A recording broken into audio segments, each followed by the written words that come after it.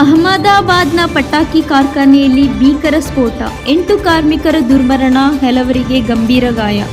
ಗುಜರಾತ್ನ ಅಹಮದಾಬಾದ್ನ ಟೈಲೆಂಟ್ ಫ್ಲೈವರ್ಕ್ಸ್ ಎಂಬ ಪಟಾಕಿ ಕಾರ್ಖಾನೆಯಲ್ಲಿ ಭೀಕರ ಸ್ಫೋಟ ಸಂಭವಿಸಿದೆ. ಈ ದುರಂತದಲ್ಲಿ ಕನಿಷ್ಠ 8 ಕಾರ್ಮಿಕರು ಸ್ಥಳದಲ್ಲೇ ಸಾವನ್ನಪ್ಪಿದ್ದು, ಹಲವರು ತೀವ್ರವಾಗಿ ಗಾಯಗೊಂಡಿದ್ದಾರೆ ಎನ್ನಲಾಗಿದೆ. ಆ ಕುರಿತು ವರದಿ ಇಲ್ಲಿದೆ.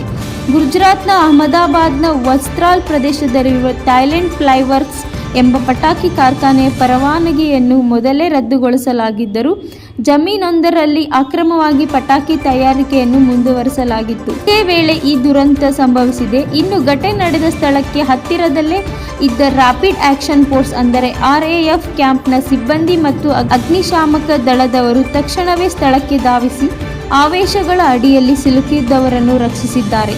ಇನ್ನು ಗಾಯಗಳನ್ನು ತಕ್ಷಣವೇ LG ಆಸ್ಪತ್ರೆ ಮತ್ತು ಸಿವಿಲ್ ಆಸ್ಪತ್ರೆ ದಾಖಲಿಸಿ ಚಿಕಿತ್ಸೆ ಕೊಡಲಾಗುತ್ತಿದೆ. ಮುಂದುವರೆದಿರುವುದು ಪ್ರಧಾನಿ ನರೇಂದ್ರ ಮೋದಿ ಅವರು ತಮ್ಮ ಅಧಿಕೃತ X ಖಾತೆಯಲ್ಲಿ ಗುಜರಾತ್ ಅಹಮದಾಬಾದ್ನಲ್ಲಿ ನಡೆದ ಪಟಾಕಿ ಕಾರ್ಖಾನೆ ದುರಂತದಲ್ಲಿ ಜೀವಹಾನಿಯಾಗುವುದು ಅತ್ಯಂತ ದುಃಖ ತಂದಿದೆ.